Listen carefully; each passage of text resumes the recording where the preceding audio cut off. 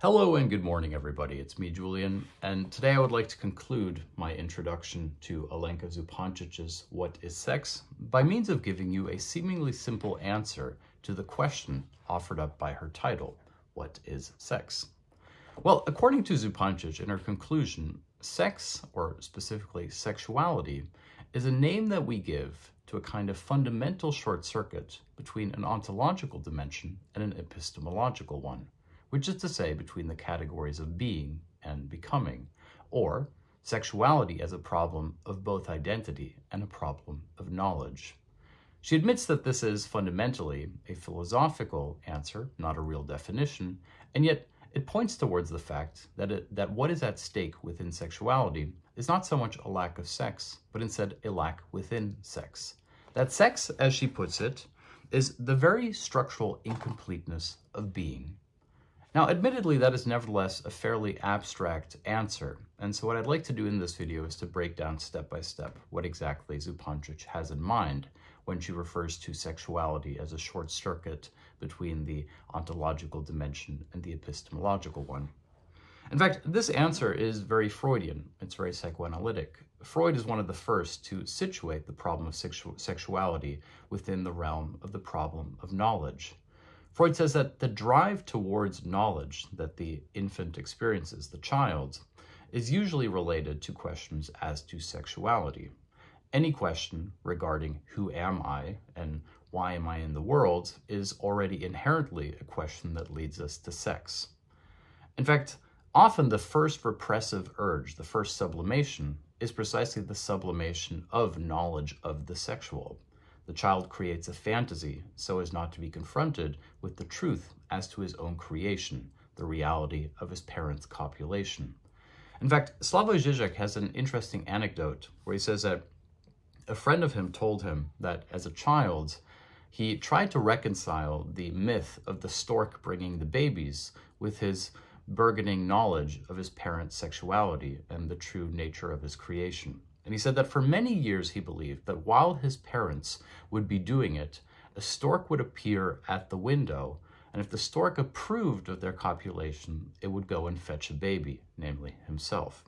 Here we have a beautiful way of bringing into dialectical synchronicity the myth as to the child's creation, as well as his knowledge, which is therefore properly traumatic.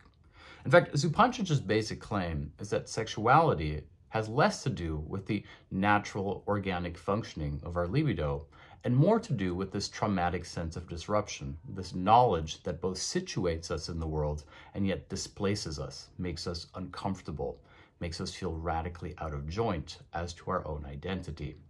In fact, here she points towards the concept of Adam's navel, which is a theological question. And it basically works like this. If Adam was indeed made from mud and Eve was cast from Adam's rib, then why do or did Adam and Eve nevertheless have navels? At least in certain depictions and drawings, they appear to have a navel. After all, they were not born, they were created. And many artists struggled to depict Adam's navel. And one of the ways in which they circumvented this problem as to Adam's dimension of his sexual identity, as well as the knowledge as to his creation, was to reconcile it by means of a fetishistic object, namely the fig leaf. And what's crucial here for Zupančič is that the leaf doesn't always just cover up Adam and Eve's genitals. In fact, quite frequently, it also covers up the space where their navel should be. And she says here we have the truly sexual dimension, which is to say that when we cover up the sexual organ, or when we cover up sexuality, it's usually not just the organ of reproduction, of the libido, that we are covering up. We are always covering up something else.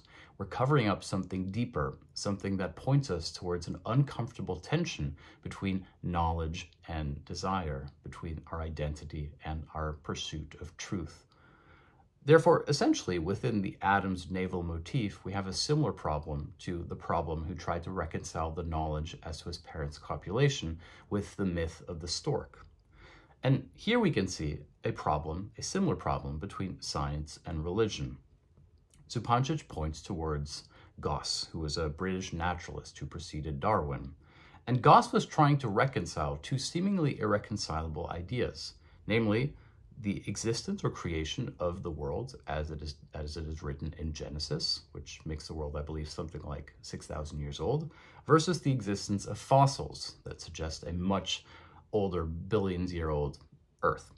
And Goss came up with an interesting loophole, an interesting shortcut. He essentially argued that the fossils were real, and yet nevertheless the fossils had been put there by God at the moment of the Earth's creation so as to suggest that the Earth was in fact much older than it would appear in Genesis.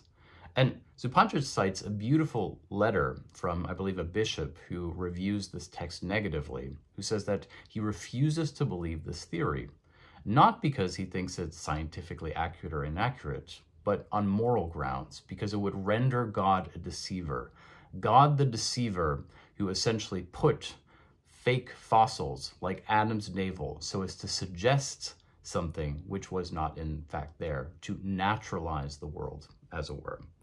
And Zupančič says that here in Adam's navel, or in the idea of God putting fake fossils into the world, we have fundamentally the problem as to sexuality, as being both that which situates us in the world, and yet which fundamentally problematizes our relationship to said knowledge.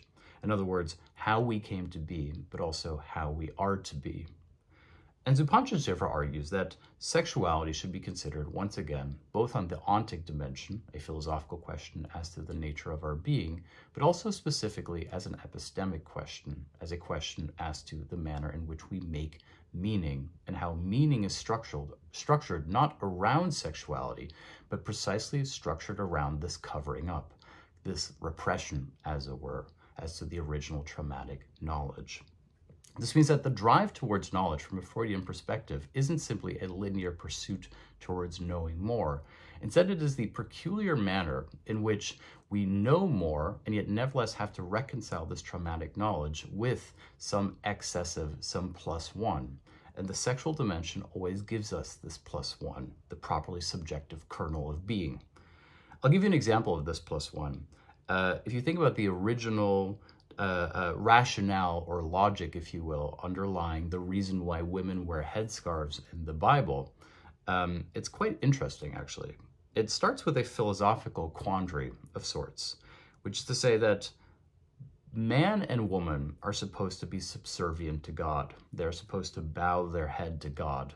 And yet, in the traditional, let's say, somewhat misogynistic lineage, woman is supposed to be subservient to man. Therefore, when woman bows her head, it creates an epistemological dilemma, which is to say, is she bowing her head for man, or is she bowing her head for God? And the headscarf is supposed to not solve this irreducible problem as to the women's fealty, but instead is supposed to cover it up. Therefore, the covering up of the headscarf does not serve to cover up the sexual organ of woman as such, but precisely the problem of woman as a sexual identity of difference, which is to say, by means of having her head covered, it becomes radically ambiguous as to whether or not she is being loyal to man or to God.